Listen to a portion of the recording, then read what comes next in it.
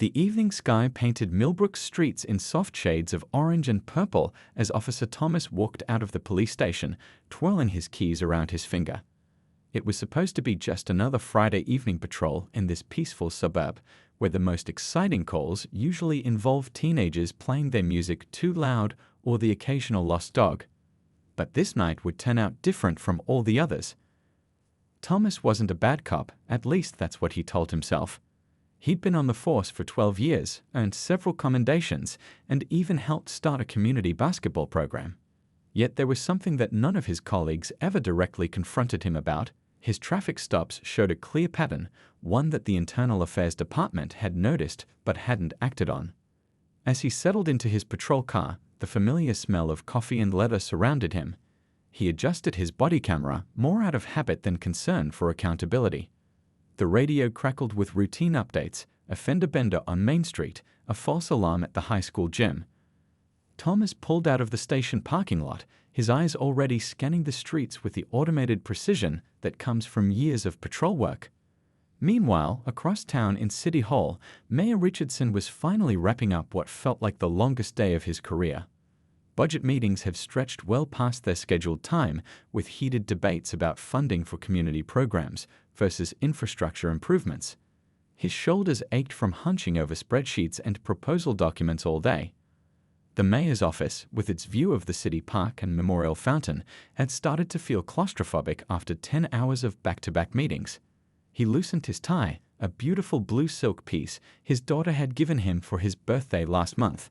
Family dinner. He'd missed it again. His wife would understand, she always did, but it didn't make him feel any less guilty.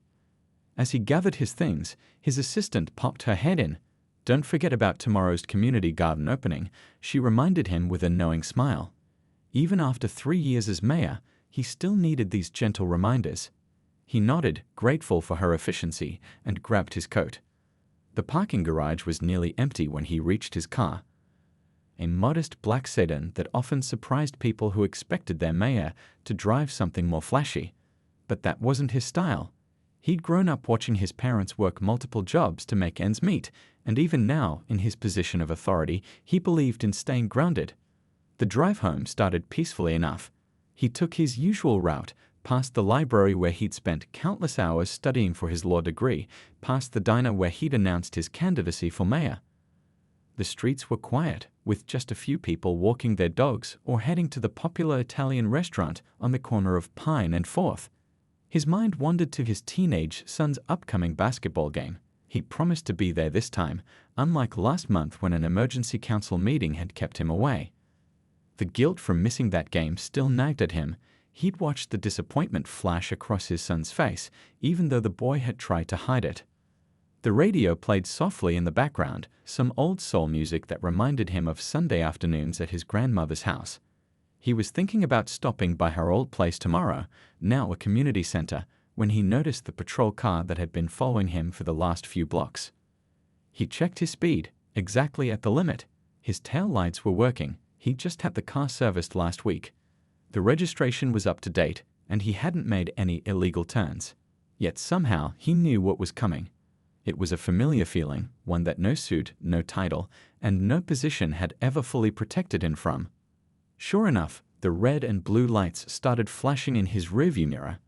Mayor Richardson felt his heart rate increase slightly, not from fear, but from a deep, weary frustration. He'd had this conversation with the police chief just last month about the department's stop statistics, and here he was, about to become one of those statistics himself. As he pulled over, he noticed how his hands automatically moved to the top of the steering wheel. A gesture learned from decades of similar stops, a gesture he'd hoped his children would never have to learn. He watched in the mirror as Officer Thomas stepped out of his patrol car, flashlight already in hand, despite the street being well lit by overhead lamps. The mayor took a deep breath, remembering all the times he told community members to stay calm in these situations, to document everything, to file reports afterward. Now he was about to experience firsthand whether his own advice, his own policies, had made any real difference in his city. Officer Thomas clicked his body camera twice, making sure it was recording. It was a habit he developed over the years, though he rarely reviewed his own footage. The weight of his flashlight felt familiar in his hand as he stepped out of his patrol car, its beam cutting through the evening darkness. The air was cool for a spring night, carrying the scent of blooming magnolias from the nearby park.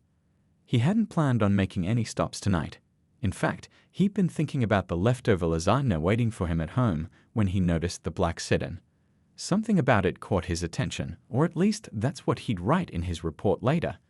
The truth, if he was honest with himself, was far more complicated and uncomfortable. The sedan was well maintained, not expensive but not cheap either. The kind of car you'd expect a professional to drive. As he approached, his boots scuffing against the asphalt, Thomas noticed how perfectly the car had been pulled over, exactly parallel to the curb, a proper distance from the fire hydrant up ahead. The driver clearly knew what they were doing. His flashlight beam swept across the car's interior, revealing a dry-cleaned suit jacket hanging in the back seat, a briefcase on the passenger side, and a small photo stuck to the dashboard that he couldn't quite make out. The driver sat perfectly still, hands visible on the steering wheel at 10 and 2, a detail that would later keep Officer Thomas awake at night. License and registration, he said, his voice carrying that authoritative tone they'd taught him at the academy. He noticed his hand resting near his weapon, another habit, one he'd never quite examined until this moment. The driver's window was already rolled down, and the interior light was on, eliminating any excuse for tension. "Good evening, officer," the driver replied, his voice steady and clear. "I'm going to reach for my wallet in my back pocket, and then I'll get the registration from the glove compartment." The deliberate way he narrated his movements made Thomas's stomach tighten slightly. He'd heard other officers talk about suspicious behavior during traffic stops, but right now, all he could see was a man being carefully, painfully cautious. As the driver slowly reached for his wallet, Thomas's flashlight beam revealed more details: a class ring from the state university, a wedding band, and what looked like a city hall parking permit on the back of the phone sitting in the cup holder. Something about this scene felt different from his usual traffic stops, but he pushed the thought aside. "May I ask why I was pulled over?" the driver asked, handing over his license and registration with careful movements. His tone wasn't confrontational, but there was something in it, a hint of wariness, perhaps, or resignation, that made Officer Thomas shift his weight uncomfortably. The question hung in the air as Thomas looked down at the documents in his hand.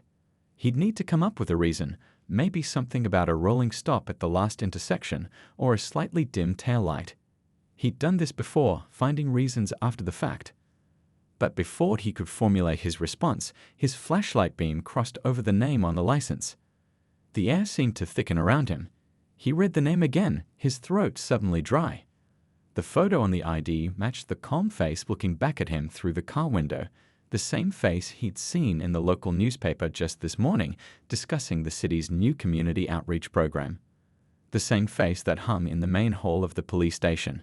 His mind raced back through the last few minutes, now seeing them from a different angle. The perfectly parked car made sense. How many times had the mayor practiced these stops? The careful narration of movements, the deliberate tone, the wedding ring, the city hall parking permit, all pieces of a puzzle he should have seen sooner. The mayor's voice cut through his thoughts. "Is there a problem with my documents, Officer Thomas?" The use of his name, visible on his badge, wasn't a threat, but rather a gentle reminder that transparency worked both ways. The dashboard camera was running, the body camera was recording, and somewhere in the police station, this footage would be logged and stored. Thomas felt sweat forming at his temples despite the cool night air. His hand, still resting near his weapon, suddenly felt heavy with the weight of habit and bias. The sound of passing cars seemed to fade away, leaving him alone with the consequences of his choices, not just tonight's, but all the similar stops that had led to this moment. The mayor waited patiently, his hands still visible on the steering wheel, while Officer Thomas struggled with the realization that this routine traffic stop was about to become anything but routine. In the distance, a car horn honked, breaking the tension momentarily, but the reality of the situation had already settled in like a heavy fog around them both. Time seemed to slow down as Officer Thomas stood there, the mayor's license and registration feeling heavier than they should in his hands. The street lights cast long shadows across the pavement, and somewhere in the distance, a dog barked, breaking the tense silence of the moment. His flashlight beam, still pointed slightly downward, created a pool of light that seemed to highlight his polished boots, boots he'd shined just that morning, following the routine he'd maintained since his academy days. "I'm still waiting to hear why I was pulled over, officer," the mayor said, his voice carrying the weight of countless similar experiences. It wasn't just the voice of a city official now, it was the voice of every person who'd ever been stopped without cause, who'd ever had to explain their presence in their own neighborhood. Thomas cleared his throat, trying to find words that wouldn't come. The usual excuses felt hollow now, sticking in his throat like dry bread. He glanced at his patrol car's dashboard camera, its small red light blinking steadily, recording every second of his hesitation. The night air had grown cooler, but he felt warm under his uniform collar. "Sir, I noticed," he began, but the practiced lines faded away as he met the mayor's steady gaze. In that moment, he saw not just the city's highest official, but a man who had likely given this same calm, measured response dozens of times before taking office. A man who had probably taught his children the same careful movements, the same deliberate way of speaking during traffic stops. The mayor's phone lit up in the cup holder, probably his family wondering why he wasn't home yet. Neither man moved to check it. Instead, the mayor kept his hands where they were clearly visible, a gesture that spoke volumes about learned behavior and survival instincts that no title could erase. "You noticed what, exactly?" the mayor prompted, his tone remaining professional but carrying an edge of tired knowing. He'd been in countless meetings about police reform, had reviewed statistics about traffic stops, had listened to community complaints. Now he was living what he'd been trying to change. Officer Thomas shifted his weight, the leather of his utility belt creaking slightly.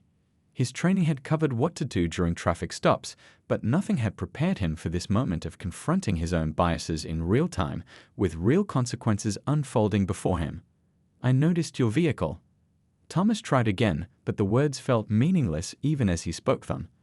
The mayor's sit-in was immaculate, his driving had been perfect, and they both knew it.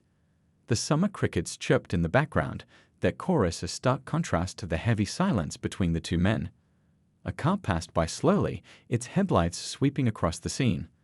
The driver craned their neck to look, probably wondering why the mayor's car was pulled over. In a small city like this, news would travel fast. Thomas thought about his own family, about the conversations that would happen at tomorrow's breakfast tables across the community. The mayor adjusted his grip on the steering wheel slightly, his class rein catching the light. "Officer Thomas," he said, his voice taking on the tone he usually reserved for city council meetings. "I think we both know why you really pulled me over tonight. The question is, what are you going to do about it?" The question hung in the air between them, heavy with implications.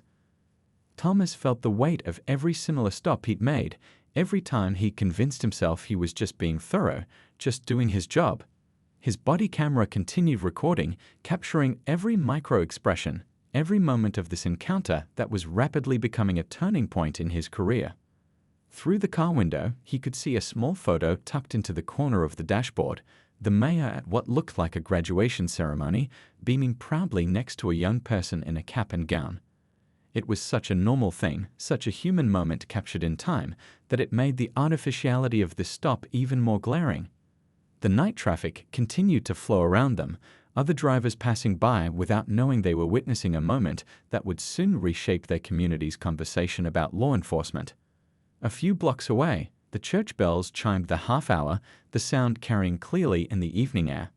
"Sir," Officer Thomas started again, his voice different now, stripped of its artificial authority. He looked down at the license and registration still in his hands, documents that proved what he should have known from the start, that appearances and assumptions were poor substitutes for actual probable cause. The realization sat heavily in his stomach, like a cold stone of truth he couldn't ignore anymore. The realization hit Officer Thomas like a physical force.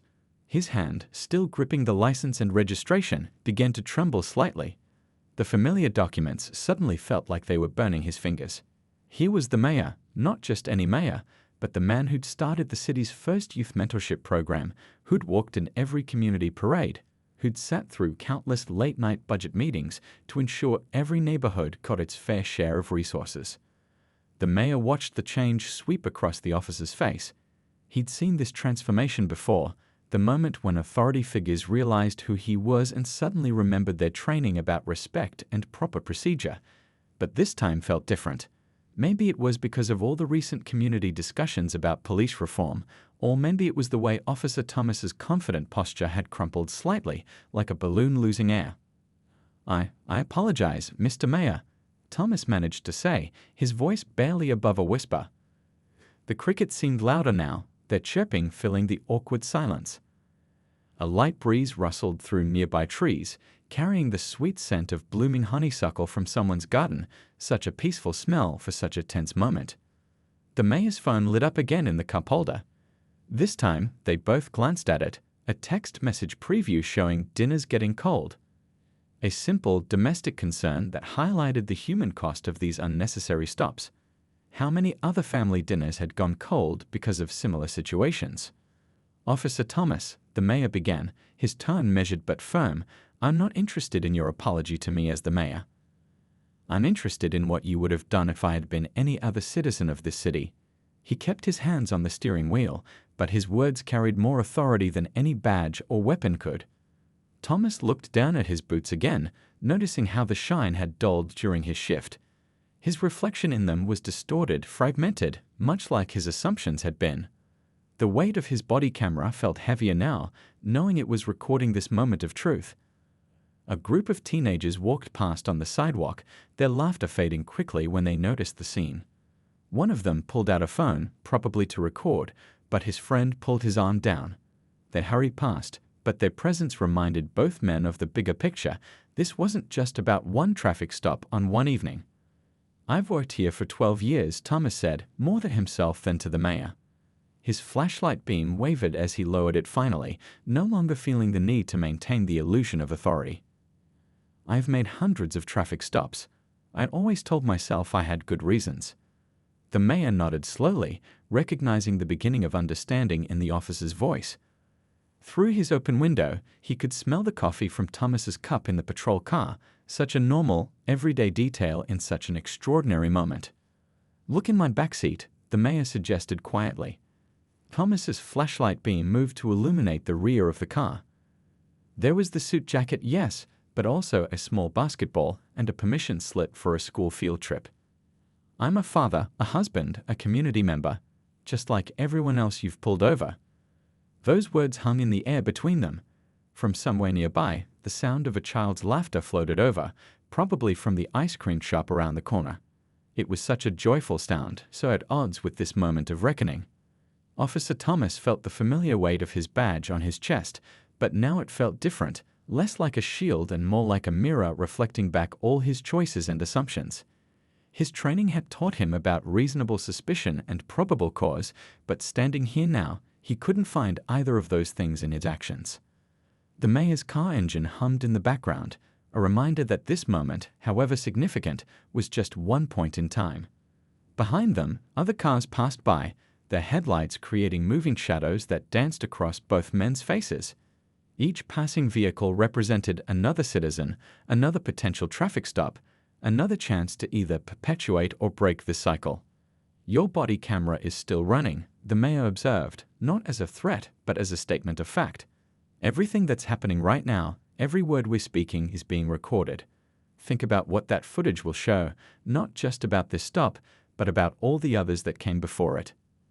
Thomas swallowed hard, his throat dry. The neatly printed name on the license seemed to grow larger in his vision, a name he should have known, yes, but more importantly, a name that represented every other person he'd stopped without proper cause. The registration paper crinkled slightly in his tightening grip as years of unchallenged habits and assumptions began to unravel in his mind. The mayor's car door opened with a soft click that seemed to echo in the tense night air. Officer Thomas instinctively took a step back, his hand twitching slightly, a reaction that didn't go unnoticed by either man. The mayor emerged slowly, his movements still deliberate and careful, even now that his identity was known. "I think we should talk, Officer Thomas," the mayor said, standing to his full height. He wasn't a particularly tall man, but there was a quiet dignity in his bearing that commanded attention. The street lamp cast both their shadows long across the pavement, like two characters on an unexpected stage. A passing car slowed down, the driver clearly recognizing the mayor. The older woman behind the wheel frowned, concern etched on her face. She lived just 3 houses down from City Hall and had voted for him twice. The mayor gave her a small wave, assuring her everything was okay, and she reluctantly drove on. "Sir, I can explain," Thomas began, but the mayor raised his hand gently, stopping him mid-sentence. "Can you?" The mayor asked, his voice carrying years of similar experiences. "Can you explain why, out of all the cars on this road tonight, you chose to follow mine? Can you explain why your hand moved toward your weapon when you approached my window, even though I'd done nothing threatening?" The questions hung in the air like heavy smoke. Thomas felt his chest tighten. The truth was, he couldn't explain it, at least not in any way that would sound reasonable when played back on that body camera footage. "I've been mayor of this city for 3 years now," the mayor continued, glancing at the community center visible down the street, a building he'd helped renovate. "In that time, I've reviewed hundreds of traffic stop reports. I've sat through dozens of community meetings where our citizens shared similar stories. But you know what the hardest part is?" He paused, looking directly at Thomas. A moth fluttered around the street lamp above them, its wings casting tiny, dancing shadows. "The hardest part is knowing that tomorrow morning I'll have to explain to my son again why these things happen. He's 15 now, and he's starting to drive. How do I tell him to trust the police when experiences like this keep happening?" Thomas felt the weight of each word. His own son was 12, just starting to ask questions about his job. What would he tell him about tonight? "Look at this street," the mayor gestured around them. The neighborhood was well kept, with neat houses and trimmed lawns. "I grew up 3 blocks from here. Went to the high school just around that corner. Learned to drive on these very roads. And yet, even as mayor, I still get pulled over for no reason." A light turned on in a nearby house, someone drawn to their window by the scene outside. The mayor noticed but continued speaking, his voice carrying just far enough for the body camera to pick up clearly. "Your patrol car camera is running. Your body camera is recording. The dashboard of my car has a camera too, a precaution I had to take after the 3rd unexplained stop last year. So let's be honest with each other. What would you have done if I hadn't been the mayor?" Officer Thomas shifted uncomfortably. His collar felt tight, and sweat trickled down his back despite the cool evening air. The truth was uncomfortable, but it was there in the statistics, in the complaint files, in the pattern of his own behavior that he never fully acknowledged until this moment. "I would have," he started, then stopped, the familiar script of excuses dying on his lips. "I would have found a reason," he admitted finally, the words feeling like stones in his mouth. The mayor nodded, not in satisfaction but in recognition of this small step toward honesty. A dog barked in a nearby yard, and somewhere in the distance, a siren wailed, a reminder that the city continued its normal rhythm even as this pivotal moment unfolded. "Do you know what I was doing today?" the mayor asked, gesturing to his briefcase still visible through the car window. "I was in budget meetings, fighting to increase funding for police training programs. Programs about bias recognition, about community engagement, about seeing people as people first." He took a step closer to Thomas, close enough to speak more quietly while still maintaining a respectful distance. "The thing is, officer, we can mandate all the training in the world, but it won't matter unless people like you are willing to look in the mirror and really see what's happening." The words struck Thomas like physical blows, each one forcing him to confront years of unconscious biases and automatic reactions. His flashlight, still in his hand, had grown warm from extended use, like the heat of shame rising in his face. "Tomorrow morning," the mayor continued, "this interaction will be part of official records. But right now, in this moment, we have a chance to make it more than just another statistic. We have an opportunity to make it a turning point." By morning, the story had spread through the city like wildfire. The local coffee shop buzzed with conversations, phones lit up with text messages, and social media feeds filled with first-hand accounts from those who'd driven past the scene. The mayor's traffic stop had become more than just an incident, it had become a mirror reflecting the community's deeper issues. Officer Thomas sat in the police chief's office, his uniform perfectly pressed, but his shoulders heavy with the weight of what had happened. The morning sun streamed through the blinds, creating stripes of light across the incident report he'd spent hours writing. His coffee sat untouched, growing cold beside him. "Do you understand the position you've put us in?" the chief asked, rubbing his temples.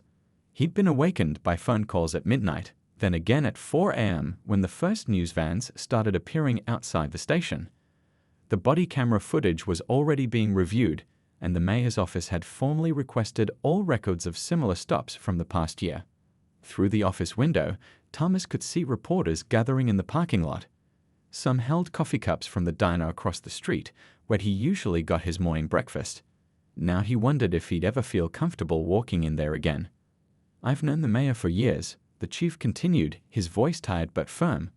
"Before he was mayor, he served on the Citizens Advisory Board. He helped create our community outreach program. And last night you pulled him over without cause." A knock at the door interrupted them. The department's internal affairs officer entered, carrying a thick folder. "We've pulled the statistics you asked for," she said, placing the folder on the chief's desk. "It's not good." The numbers told a story that couldn't be ignored. Page after page showed a pattern that Officer Thomas had never wanted to see, or perhaps had chosen not to see. His traffic stops, laid out in black and white, revealed biases he always denied having. Meanwhile, across town at City Hall, the mayor sat in an emergency meeting with the city council. His tie was slightly crooked. He'd been up most of the night, first explaining to his family what had happened, then fielding calls from community leaders and concerned citizens. "We have an opportunity here," he told the council members, his voice carrying the same steady authority he used with Officer Thomas the night before. Not to point fingers or assign blame, but to make real changes. Outside his office window, he could see a group of high school students gathering on the City Hall steps. They held signs calling for police reform, their young faces serious and determined. Among them, he recognized his son's friends, teenagers who were just starting to drive, just starting to face the realities he'd hoped would change before they grew up. The local diner had become an unofficial community meeting spot. People from all walks of life sat in booths and at the counter, sharing their own stories. The owner, who'd been serving coffee in this town for 30 years, heard accounts from customers she'd known for decades, stories they'd never felt comfortable sharing before. "I got stopped 3 times last month," said an elderly man, his hands wrapped around a coffee mug, always with some vague explanation about a traffic violation nobody saw. "My daughter's afraid to drive at night," added a woman in medical scrubs, probably heading home from a night shift. "She takes the long way home just to stay on well-lit streets." Back at the police station, Officer Thomas sat alone in the break room, watching the news coverage on the small TV mounted in the corner. His own face flashed across the screen. An old photo from a community event last year. He barely recognized himself. His phone buzzed with a text from his wife. "Your daughter's asking questions about what happened. What should I tell her?" That message hit harder than any reprimand from the chief could. His daughter, with her innocent questions and trust in her father's goodness, how could he explain this to her? The mayor's words from the night before echoed in his head. "We have an opportunity to make this a turning point." Looking around the break room, he saw the faces of his fellow officers, some avoiding his gaze, others watching him with a mix of concern and judgment. He realized that this moment wasn't just about him anymore. Community leaders began organizing town hall meetings. The first was scheduled for that evening at the local community center, the same building where Officer Thomas had once helped start a youth basketball program. Now he wondered how many of those kids had later been subject to unnecessary traffic stops, perhaps even by him. Local businesses put up signs supporting unity and change. The high school principal announced special assemblies to discuss community police relations. Even the morning radio show, usually focused on traffic and weather, devoted its entire program to taking calls from citizens sharing their experiences. The mayor's phone hadn't stopped ringing. National news networks wanted interviews, civil rights organizations offered support, and other cities called asking about his plans for reform. But his focus remained local, on the community that had elected him, on the changes that needed to happen right here, right now. In his office, he looked at the photo on his desk. His family at last year's community picnic, everyone smiling, his police escort visible in the background. The contrast between that day and last night couldn't have been starker.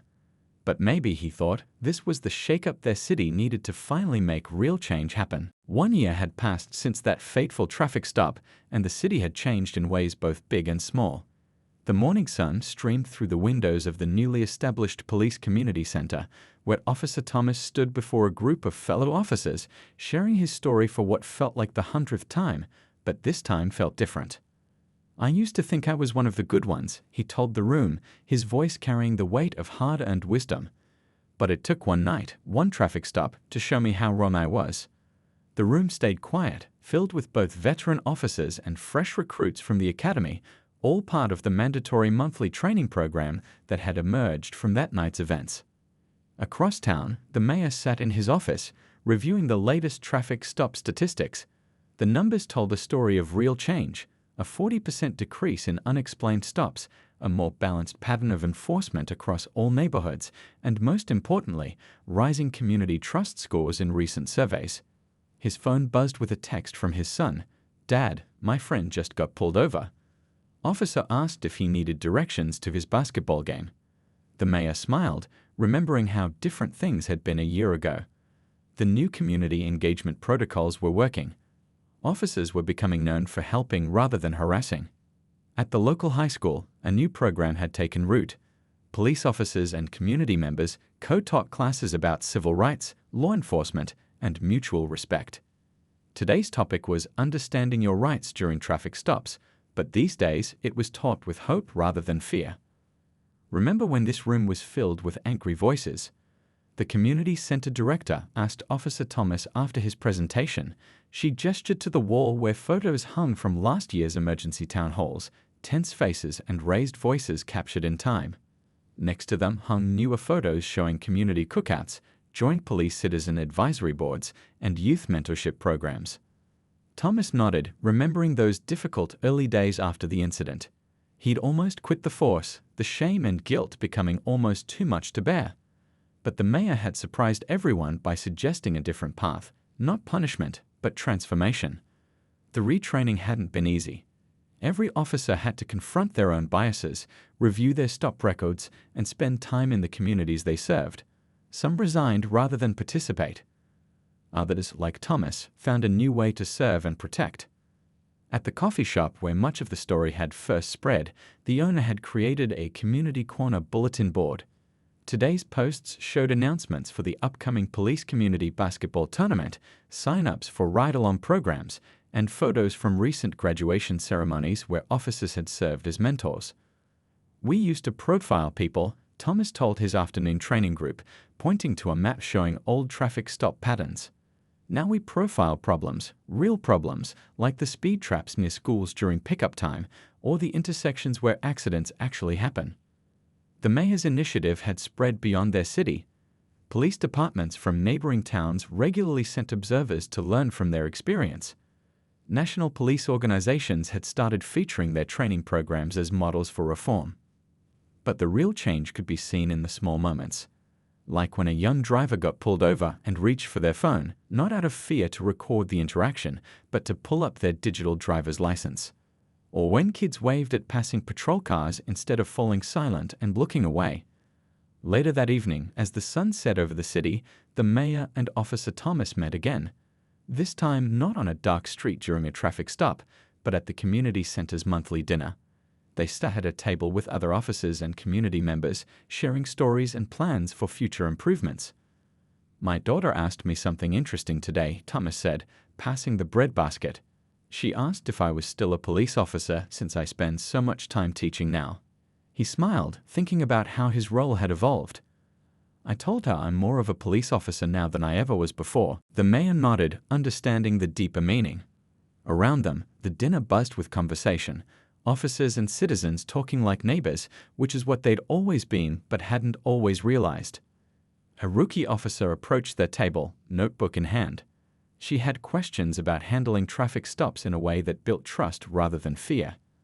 As Thomas began sharing his insights, the mayor watched silently, seeing how one difficult moment had grown into a movement for real change. Outside, the evening patrol cars rolled by, their lights reflecting off windows. But now they moved through neighborhoods that saw them differently, not as threats, but as part of the community fabric.